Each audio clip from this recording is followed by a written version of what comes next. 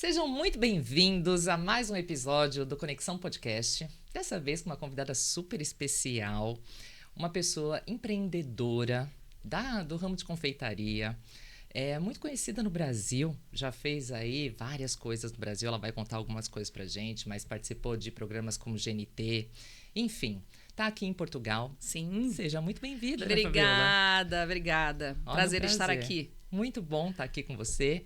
E eu quero saber um pouco. Você pode se apresentar de uma Claro, maneira geral? Claro. Bom, eu sou Fabiola Gouveia, trabalho com confeitaria há 20 anos. Quase 20 anos, ainda não fiz aniversário ainda, mas daqui a pouco faço aniversário de 20 anos. Uma vida, você começou com 3 anos de de idade. Antes fosse. Mas começou enfim, nova. Muito. Não tanto. Eu fiz engenharia primeiro. Eu tenho todo aí um histórico de engenheira. Olha só. Engenheira elétrica. Tem a ver com confeitaria? Tem. Parece que não, mas tem. A matemática tem muito a ver com a confeitaria. Sim, é fantástico. Sim. Essa junção da engenharia com a confeitaria é incrível. Uhum. Tem gente que não acredita, mas é. E então eu tenho um histórico aí de engenharia. Só que depois eu me apaixonei pela confeitaria. Eu morei fora 2 anos e ali eu fiquei muito... concentrada em estudar muito. Eu sempre gostei de estudar muito. E aí eu passei 2 anos basicamente lendo livro de receita, que era uma época que não tinha internet. Olha. Então eu me enfiava nas livrarias e comprava. Morei nos Estados Unidos 2 anos e eu comprava muito livro de receita. Ah, você aprendeu muita coisa lá. Lá. Que interessante. Aprendi muito lá. Porque eu estudava, eu assistia aqueles programas de TV que a gente não tinha no Brasil, que isso foi entre 2000 e 2002. Uhum. Então, eles já tinham aqueles programas que passavam o dia inteiro, programa de culinária, de tudo, né? Ensinando tudo. E eu adorava, e eu fiquei alucinada com aquilo. Então, quando eu voltei pro Brasil, a engenharia já tinha perdido espaço no meu coração, entendeu? Uhum. E aí foi difícil, porque até eu conseguir me livrar...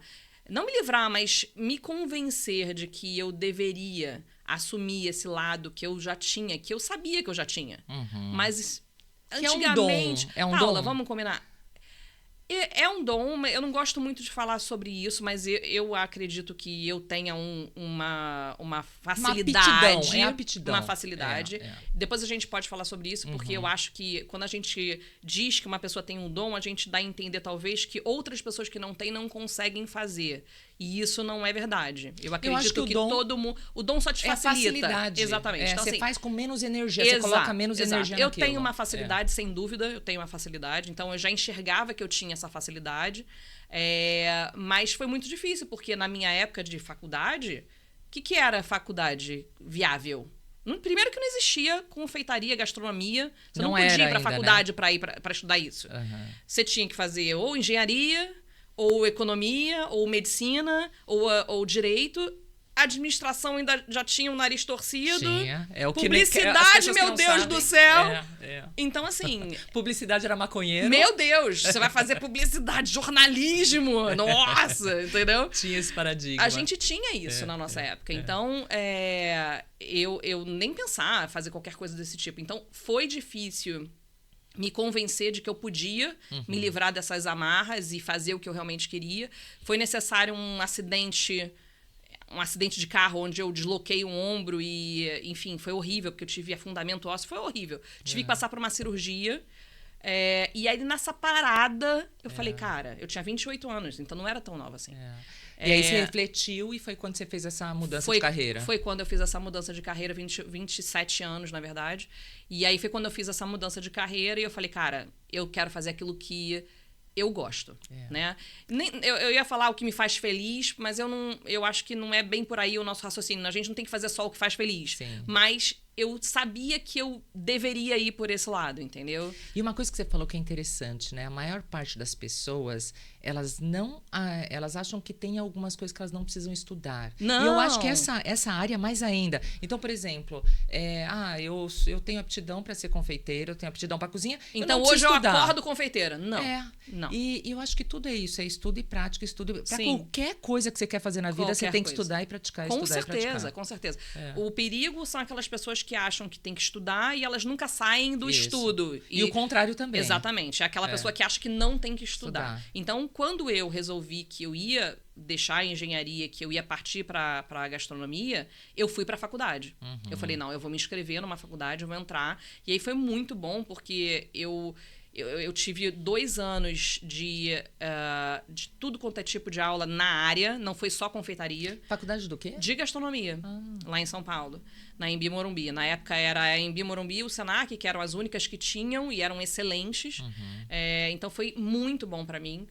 Foram 2 anos incríveis, onde eu me apaixonei pela cozinha quente. Eu já gostava e eu fiquei encantada, mas eu cheguei num momento que eu falei, cara, se eu escolher ir por um lado desse de cozinha quente, é uma vida que eu tenho que entender se eu quero.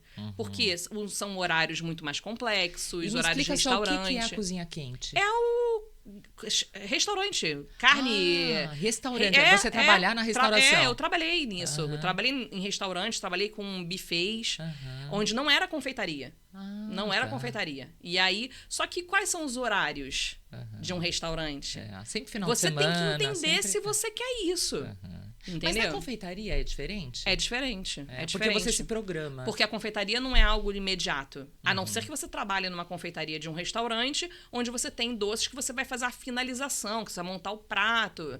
É diferente. Mas a confeitaria, uma confeitaria, por exemplo, se você tiver uma confeitaria, você não vai ficar aberto até 1 da manhã. E outra, você tem um planejamento, né? Você tem um planejamento. E falando em planejamento, você acha que essa é uma das chaves do sucesso na confeitaria ou na gastronomia? Tudo, né? Em tudo.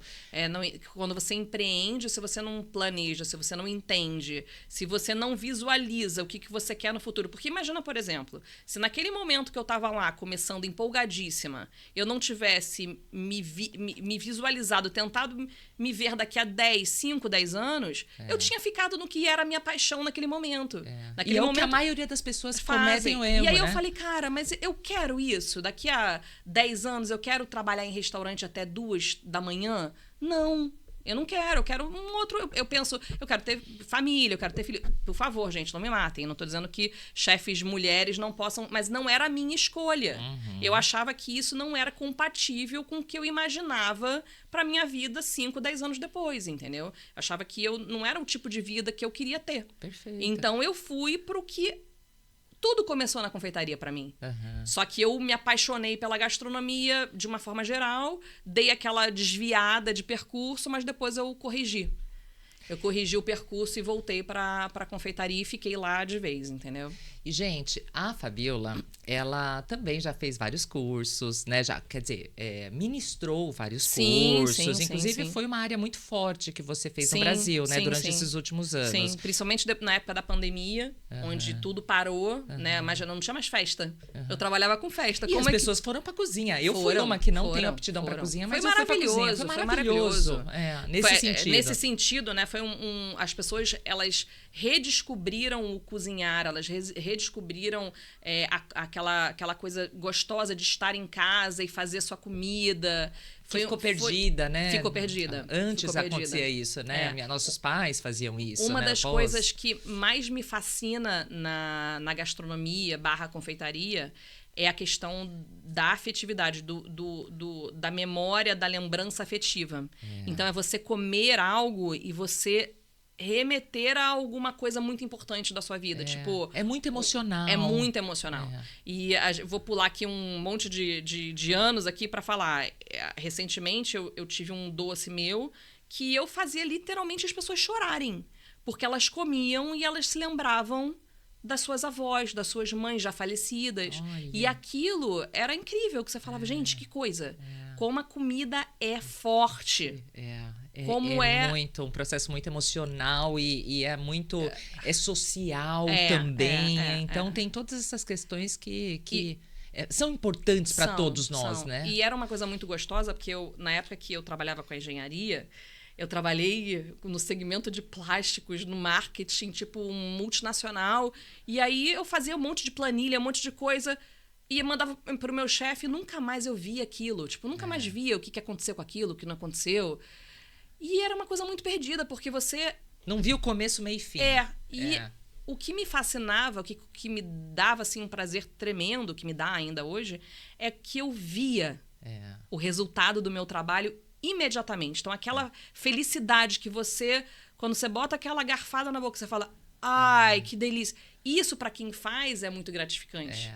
E tem tudo a ver com processos, né? Porque a gente fala aqui também no podcast muito sobre negócios, sobre vendas. Se a gente linkar isso para a gastronomia, tem tudo a ver, porque a gente fala de... Primeiro tem que ter bom planejamento. Sim. Depois você tem que ter um processo que você tem que melhorar esse processo. Sim, porque é aí que você tem lucro. Isso. O que as pessoas acham, elas acham...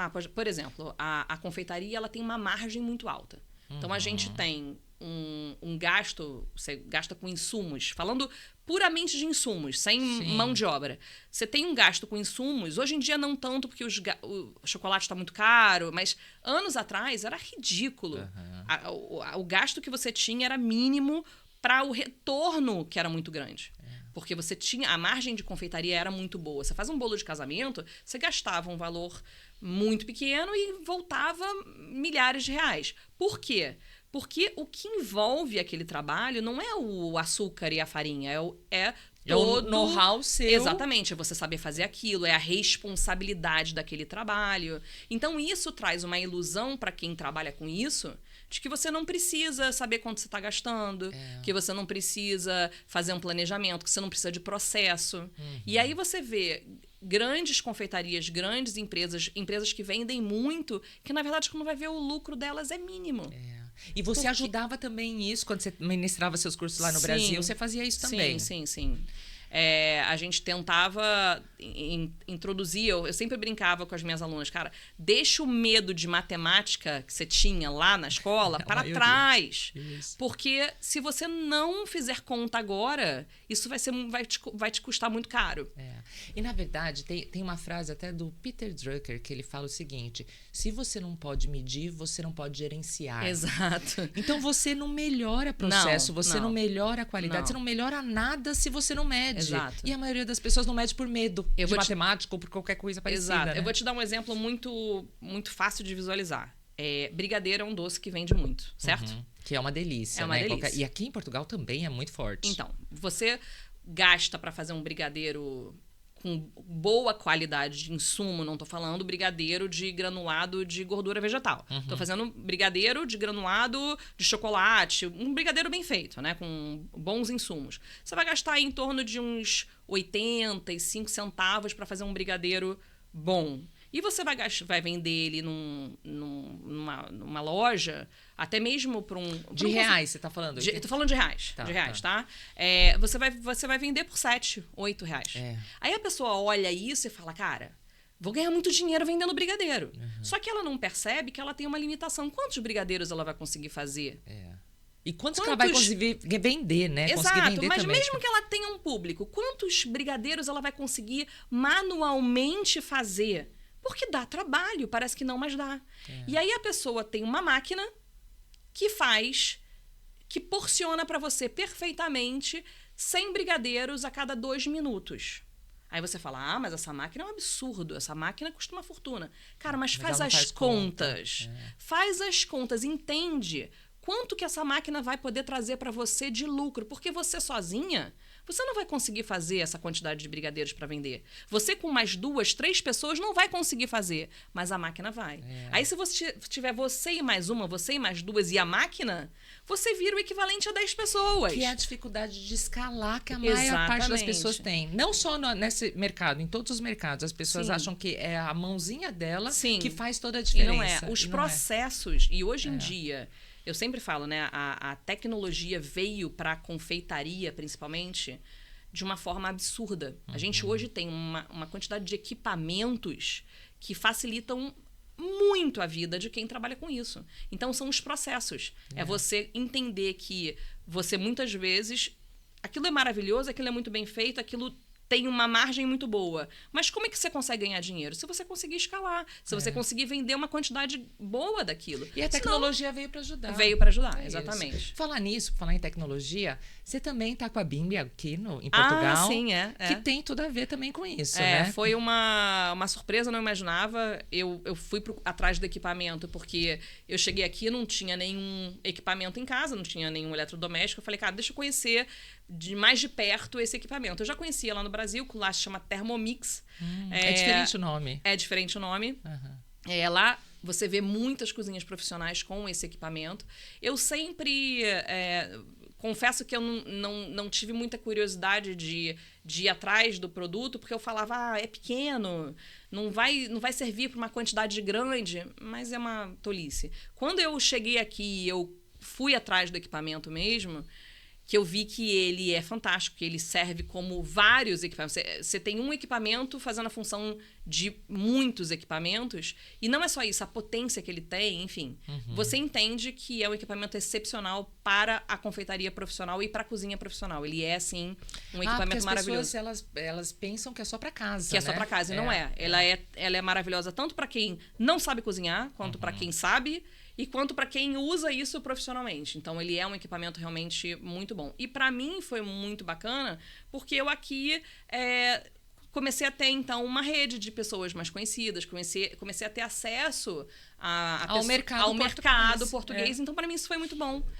Foi muito bacana. E o que você está percebendo do mercado português? Qual que é a principal diferença dele para o brasileiro? Olha, eu já tinha... eu sou filha de portugueses, então já tinha vindo a Portugal muitas vezes. Meus pais moram no Brasil, mas eu cresci nessa cultura portuguesa, né? Inclusive a cultura de comer muita fruta, de comer menos doce, porque o português, ele gosta de doce, mas ele é muito da fruta, ele é diferente.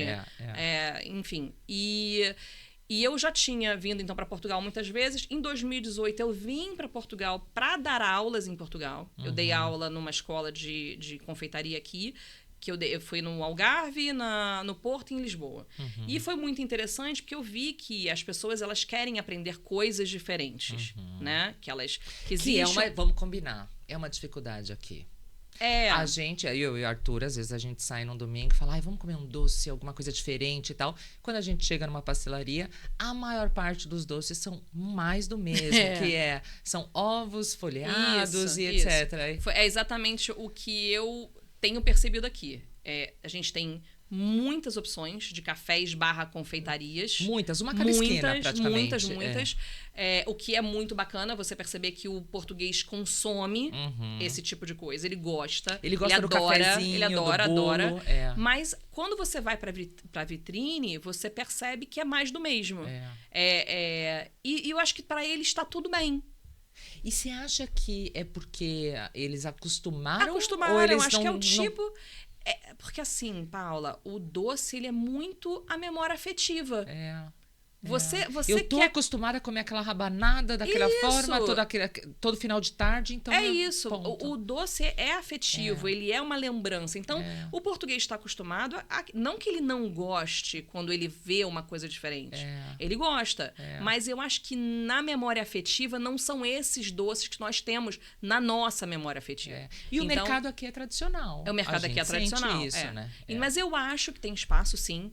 Eu vejo o espaço. Eu acho que o português, ele não vai deixar de consumir o que ele está acostumado, mas eu acho que ele está aberto. Tanto é que eu já vi várias confeitarias aqui que têm opções diferentes. Não é a maioria, é a minoria, mas tem. Tem. Eu já fui em algumas aqui muito interessantes. Mas o português, ele gosta daquele tipo de confeitaria que ele tem aqui. Mas eu vejo um espaço e vejo também... Porque hoje Portugal tem muitos imigrantes. Isso, exatamente. A quantidade só de brasileiros que a gente encontra na rua e nos lugares é muito grande. Então, eu escuto muito...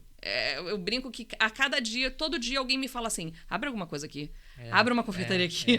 Pelo menos uma vez por semana eu escuto alguém me falando, abre, porque as pessoas sentem falta. Porque é aquela história do afetivo. Você tem vontade. Você, quando tem vontade de comer um docinho, você não pensa num folheado. Sem dúvida, sem dúvida. Você não pensa em alguma coisa de mousse com chocolate, com calda, com alguma coisa você assim. Você cresceu assim. Então, na sua mente, o que vem é isso, né? Não é... Então, eu acho que tem muito mercado, sim. Eu ainda não estou pronta. Porque, como eu te disse lá no começo, eu não gosto de começar nada sem estudar. Então, se você me dissesse assim, toma, eu tenho aqui tantos mil euros para você abrir um negócio, eu vou falar, não.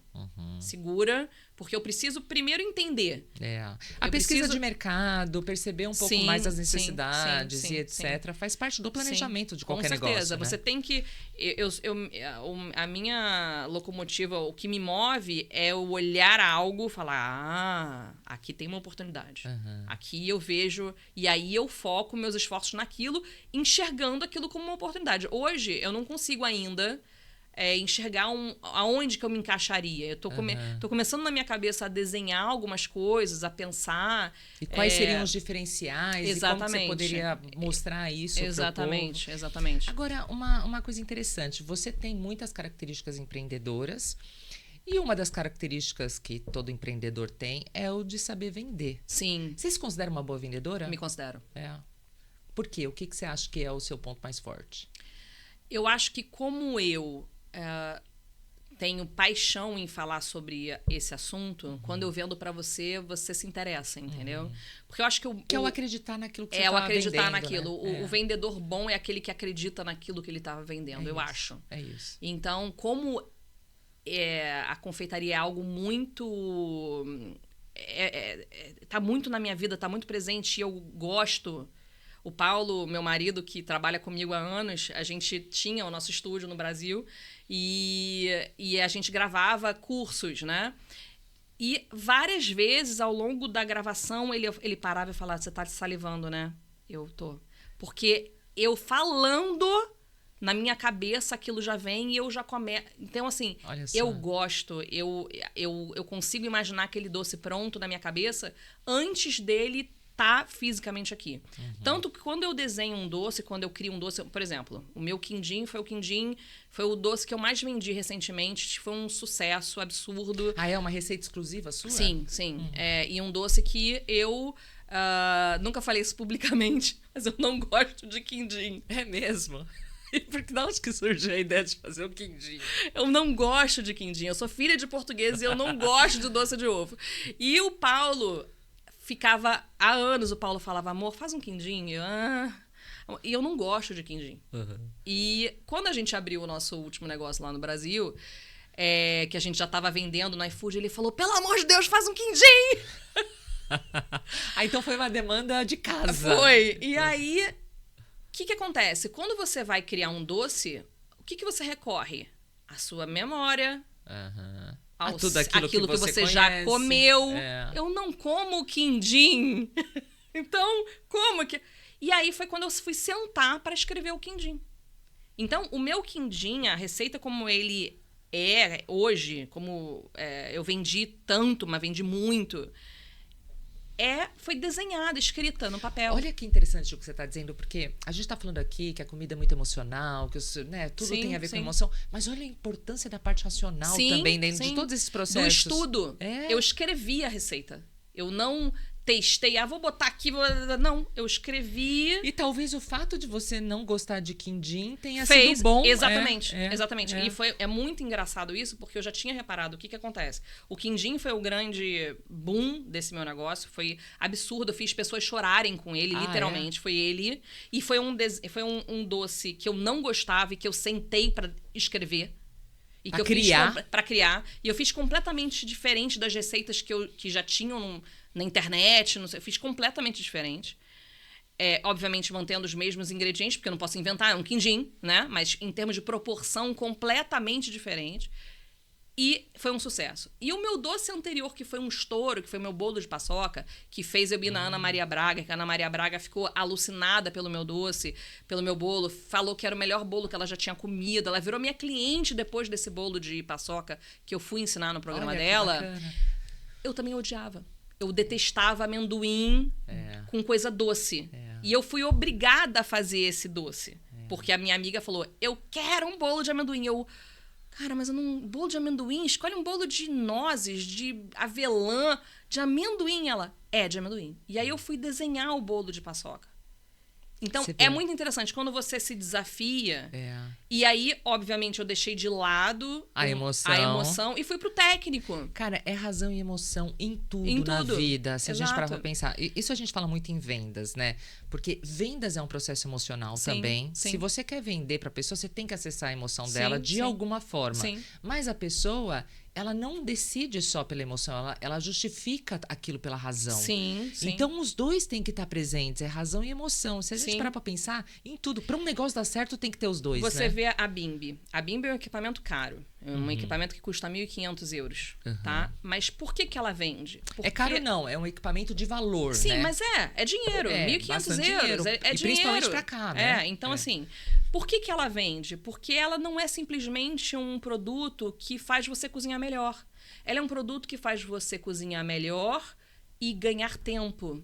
E tempo é emocional. E todo mundo quer. Todo mundo quer tempo. O que você quer? Você quer ter tempo com a sua família. Você quer ter tempo para fazer outras coisas. Você quer facilidade. Você não quer ficar enfiada na cozinha o dia tantas horas. Que é o que você vende. Você vende tempo. Você não vende só um produto. Você não vende vende tempo. Você vende uma facilidade, entendeu? Porque é real. Enquanto a comida está sendo feita na Bimby, eu tô indo dar banho no meu filho, eu tô desenhando com ele, eu tô fazendo outras coisas. Esse tempo eu estaria no fogão. Que então, é a mesma coisa que você estava falando, por exemplo, quando você faz um bolo, você não está vendendo o bolo. Não. Você está vendendo o que aquilo vai proporcionar à pessoa, né? A reunião social, as fotos, enfim, tudo aquilo. Um dos mercados que eu mais trabalhei na minha vida e que eu amava era casamento. É um mercado muito difícil, porque você tem uma responsabilidade. Eu brincava com o Paulo que a cada entrega era mais ou menos uns 5 minutos de vida que eu perdia. Porque se não der certo aquilo, porque não pode dar acabar. errado. Não pode dar errado. Você não tem margem de erro. Então, assim... É igual um piloto, igual um médico. Isso. Então, né? é um vida dia muito importante. Porque o aniversário de um filho, você faz todo ano. Sim. Então, existe uma margenzinha ali para O casamento não, você casa, pode até ser que não seja o único, mas você casa achando que vai ser. E tem que ser perfeito aquilo. Então tem que ser perfeito. E aí quem trabalha com casamento tem que entender essa responsabilidade e muitas pessoas não entendem. Então eu sou muito Caxias, eu ficava muito tensa. Não, eu já estava muito acostumada, foram muitos anos, mas toda véspera de casamento o Paulo falava, relaxa amor, come amor. Não consigo, porque até eu entregar, agora foi. Porque tem que estar tudo muito perfeito. E não é assim, mas você é profissional, você devia já estar acostumada. Não. Cara, cada casamento é um novo casamento. E outra, se você tem excesso de confiança também... isso é ruim. Eu falo isso também para os treinadores, porque toda vez que você vai entrar para uma palestra ou para um treinamento, mesmo que você tá com muita confiança sobre aquilo que você vai falar, eu faço ter um friozinho na barriga só pra... Porque isso faz você ficar alerta. Exato, entendeu? estado de alerta. Você quando tá relaxada... Não, cara, quando você tá em alerta, você tá muito mais focado naquilo. Então, trabalhar com casamento tem essa responsabilidade muito grande, mas é um mercado muito bacana. Imagina. Porque é uma realização muito grande. Óbvio que isso tem um preço. Então, por isso que as pessoas falam, poxa, uma vez saiu, acho que tem coisa de 2 anos, teve uma menina na internet que ficou famosa, todo mundo ficou sabendo do caso dela, que ela fingiu que aquela maquiagem que ela estava fazendo era uma maquiagem para uma madrinha. E ela contratou como se fosse para madrinha, mas na verdade ela era noiva. E aí ela pagou muito mais barato porque a maquiagem era para madrinha e não era para noiva. E aí a pessoa fala, poxa, mas que absurdo, tá cobrando mais caro só porque é para noiva. Não, é para noiva. Então, o produto que a maquiadora vai ter que usar em você é muito diferente. Ela vai ter que ter um cuidado de colocar fixadores e coisas que uma maquiagem de uma madrinha não vai ter, não precisa gastar tantos produtos. A noiva não. A mesma coisa... E a responsabilidade, a entrega, a energia que você coloca na noiva é diferente da madrinha, então, claro. É por isso que o preço é mais alto. É por isso que se cobra mais. Porque não é farinha e açúcar. É toda a energia colocada ali. Quando eu brinco que eu perdi 5 minutos de vida, é sério. É energia mesmo. É sério. Por exemplo, quando eu ia entregar em Santa Teresa, no Rio de Janeiro, a entrega tinha que ser mais cara. Porque, cara, era perder... Ali eu não perdia 5, eu perdia 1 hora de vida. Porque é insano. Além de curvas, milhões de buracos...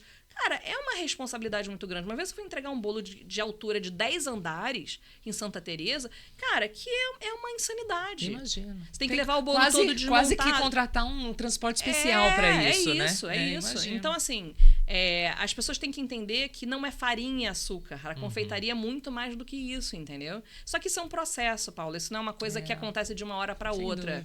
A gente, como tudo na vida, existe uma educação, é cultural. Então, a confeitaria é uma coisa muito ingrata pro lado de quem empreende, porque você hoje pode acordar e falar assim, hoje eu sou confeiteira. Você sabe fazer bolo, você fez um bolo. Aí todo mundo ficou, nossa, que bolo bom, que delícia, que gostoso. Por que você não trabalha com isso? Aí você ouve uma vez, aí você ouve 2 vezes, pronto. Agora eu vou vender bolo. Exatamente. Então, uma profissão ingrata para quem estuda muito e se dedica muito, porque tem isso. Tem as pessoas que não estudam, que não... Como em qualquer profissão, tem os amadores que acabam atrapalhando um pouco o mercado. E aí, o que acontece?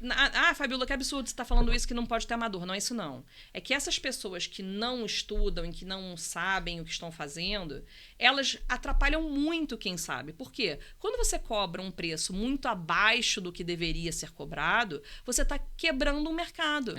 Você tá trazendo para um cliente uma dúvida do tipo, cara, mas por que eu vou pagar 500 aqui se me cobram 100 ali? E não faz sentido. Mas essa de 100 não tá ganhando nada. Só que ela não sabe. E ela não fez conta, porque e ela não estudou. Ela trocou uma nota de 100 por 2 de 50 e ela não se tocou, entendeu? Ela não se tocou, que na verdade o que ela fez foi isso. Então, mas é isso, enfim, acho que em todos os mercados tem isso. A margem fica muito baixa, o mercado todo tem que cair aí, para atender. Aí o que acontece? Ela cansa. Ela, depois de um tempo, ela só quebra recebe crítica. Profissional. Não, e só recebe crítica da família, que diz ela para de conseguir ficar com a família, porque ela tem que trabalhar horas e horas naquilo. É um trabalho extremamente braçal, brutal, fisicamente cansativo. E aí a família enxerga aquilo e ela não traz dinheiro nenhum para casa. E aí ela só tem crítica e aquilo é exaustivo e ela desiste.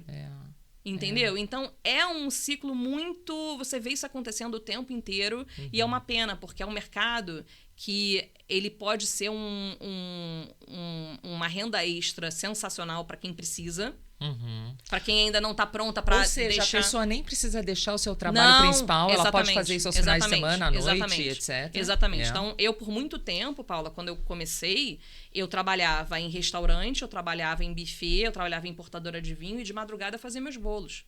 Então, assim, o bolo já foi para mim uma renda extra. Até o momento que eu falei, não, agora tá na hora dele ser a minha renda mesmo, né?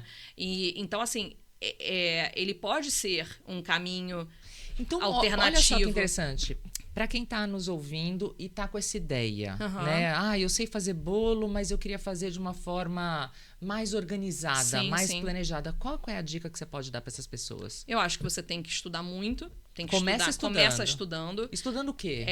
É muito importante você saber o quanto você está efetivamente gastando naquilo, a quantidade de horas que você... Planilha. E não quero mexer no Excel. Faz uma conta no papel. Sim.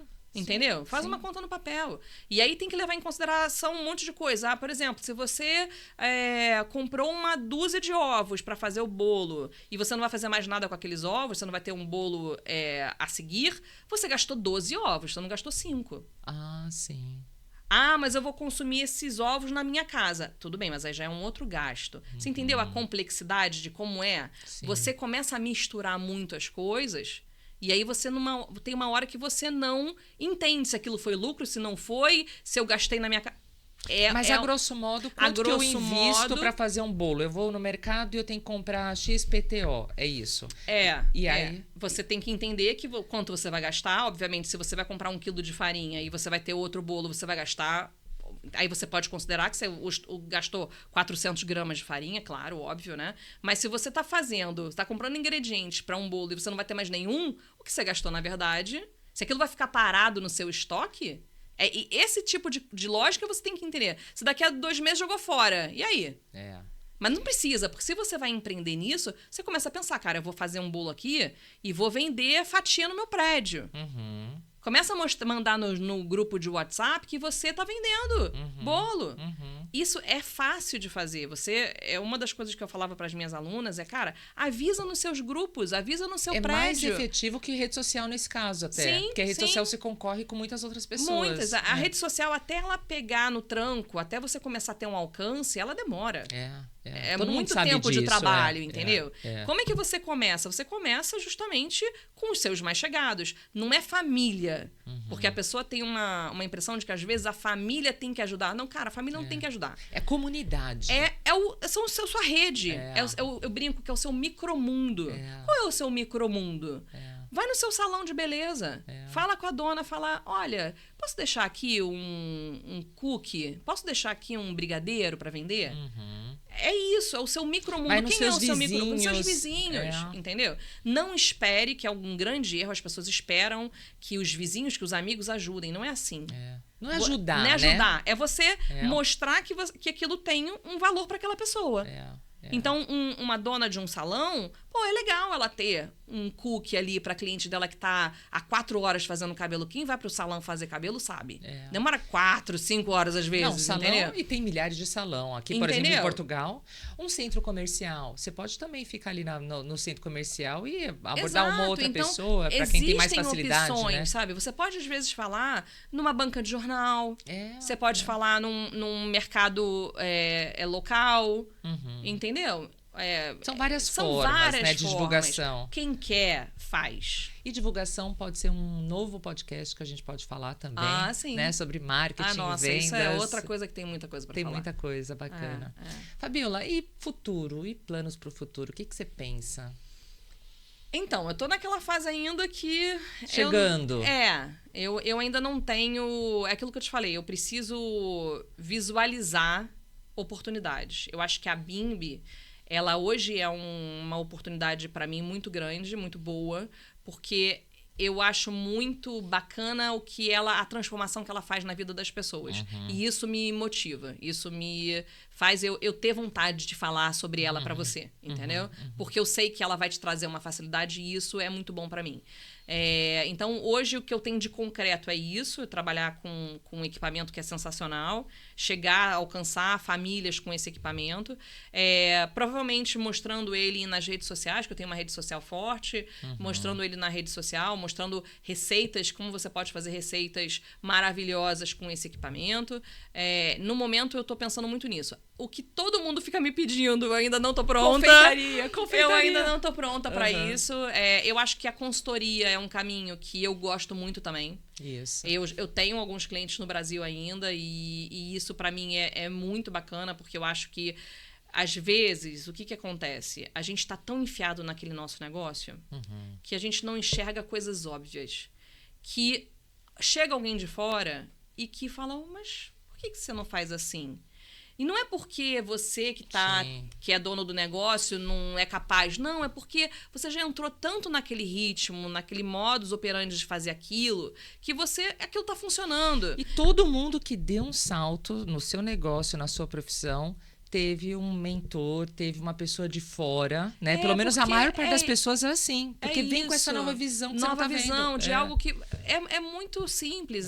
Você tá fazendo aquilo todo dia. Você não vê, porque para você tá funcionando. E aí vem alguém e te fala, mas por que não faz assim? Então, assim, a consultoria para mim é uma coisa realmente muito gratificante. Eu acho muito interessante. Eu tenho muita bagagem, então tenho muito conhecimento. Eu acho que isso é uma coisa que eu posso ajudar muitas pessoas. Em Portugal também, exatamente. Né? Então, esse é um negócio também que eu acho muito bacana e eu pretendo continuar. Sem dúvida. Vários projetos, então. Vários. Eu acho que só agora você falou uns 3 ou 4. Né? Então tem várias coisas boas. E tem as aulas. Eu acho que eu recebo muitos pedidos das minhas alunas, das minhas antigas alunas dos cursos online. Poxa, volta com seus cursos. Mas isso também é aquela coisa. Você, quando faz algo, você tem que fazer bem feito. Você tem que se dedicar. E então, se você também começa a fazer 50 mil coisas, você não faz nada direito. Então, cada projeto tem que ser seu foco. E o mercado online, ele é um mercado que exige muita dedicação. Você sabe disso. Muita dedicação. Então, é meio que... Não vou dizer que ou você faz isso e não faz mais nada, não. Mas é um mercado que precisa de muita dedicação. Você tem que botar muita energia e estar preparado para receber a energia que esse mercado te traz. Que é boa e ruim, né? Porque às vezes não é de propósito, mas você recebe uma energia ali que é uma quantidade absurda de pessoas. Eu tenho vídeo que tem 600 mil visualizações. É muita coisa. Então você imagina a quantidade de gente mandando energia. Coisa boa. Teve gente... Porque, gente... Contrário também. A pessoa fala, nossa, que estúpida, olha que receita ridícula. Cara, é uma energia. Ou não gosto do jeito que ela fala, ou não gosto do cabelo dela, ou não gosto de... É assim, é qualquer coisa, né? Então, é um mercado que você tem que estar preparado emocionalmente, não é à toa que a gente vê tanta gente tendo burnout, enfim, ou desistindo. Mas acho que o desistir é normal em todos os mercados, né? Sim. Se você não coloca Mas no online energia, eu acho que é muito. Online é muito. Porque parece mais fácil do que é. É isso. Até porque ele é muito fácil de começar. Então, você vai também muito despreparada. Você vai muito de peito aberto, de repente você fala, opa, mas não é assim, né? Então... De repente, nos primeiros vídeos, todo mundo vai lá, comenta, curte, depois você vai... Não, cara, é um negócio que não depende de você. Você pode fazer um vídeo incrível, sensacional, cara, fantástico. Uma entrega horrível. Várias vezes aconteceu isso, aí você fala, né? Cara, mas por que o vídeo ficou às vezes bom? Horrível, né? Que você fala, não, isso aqui não vai dar em nada. Uma vez eu fiz um vídeo, Paula, que foi assim, ele foi um sucesso absurdo. Eu tinha visto um vídeo fora do país de uma pessoa com uma colher passando assim numa mousse, e eu falei, cara, eu vou fazer isso na minha ganache. E ainda no Brasil não tinha visto ninguém fazendo. E aí eu fiz um vídeo desse, peguei uma colher e passei numa ganache de maracujá. Cara, o pote é horroroso, um pote vermelho de plástico péssimo. O vídeo tá ok, mas, cara, nada demais. O vídeo foi um absurdo. Viralizou num nível... E não só... as pessoas elas copiaram o vídeo e postaram no delas. E, assim, eu vi vários instas com 1 milhão e tanto de visualizações no meu vídeo. Mas no vídeo delas. Tipo, remixando. Não remixando, não tinha remixar. Elas copiaram, gravaram sim. E postaram. Uau. E foi, assim, surreal. E as minhas alunas... Olha, tá copiando seu vídeo. Cara... não tem jeito. Na hora que vai pra internet, você perde... Não, e é bom também. Isso significa que tá fazendo sucesso, Sim, mas né? Aquilo foi tão absurdo e eu não esperava. E aí, às vezes, você faz uma receita, um negócio... Cara, isso aqui é... Não, e esse vídeo eu vou fazer muito capricho. Eu já fiz algumas vezes. Não, esse eu vou fazer assim, com uma qualidade. E aí você ensaia, e aí você pesquisa, se é isso e aquilo, e não dá nada. E às vezes um vídeo só de fala... Então, é isso. Então, a rede social, ela tem essas coisas que você tem que estar emocionalmente muito preparado para receber esse tipo de negativa da própria rede, entendeu? Pois é. É uma loucura, do algoritmo. É uma doideira, cara. É uma doideira. É um mundo à parte, É um mundo à parte, que só você entende quando você começa a entrar nisso, quando você estudar. Tá nele. E é um negócio muito legal, porque você realmente, se você se dedica e a coisa vai, cara, é maravilhoso muito poderoso. Em termos... financeiros, é muito legal. O retorno disso é muito bacana, né? E é também muito legal como você consegue atingir um número de pessoas muito grande e transformar, porque o que também te move é isso. Do mesmo jeito que eu adoro ver você comendo um doce meu e dizendo que maravilhoso, cara, é muito legal também eu saber que eu ajudei uma mãe lá no Maranhão que começou a ganhar mais dinheiro e trazer mais dinheiro para a família. Isso é sensacional, entendeu? Sem dúvida. Então, financeiro, emocionalmente. Então, outras pessoas que estão replicando receitas e que estão fazendo muita gente feliz. Enfim, é muito poderoso. Então, é muito interessante, mas também é muito perigoso. Você precisa... Enfim, é como tudo na vida, né? Tem um lado tem os bom, dois lados. Exatamente. Bom, já que você está falando de rede social, deixa aqui a sua rede social para quem... O meu arroba é @FabiolaGouveia_oficial. Então, lá você consegue ver várias receitas maravilhosas. É Instagram, basicamente é Instagram. Eu uso muito Instagram. Facebook, aqui em Portugal, eles usam muito, Usam, é engraçado. Eu tenho que reativar isso, que o Facebook eu nem entro, pra falar a verdade.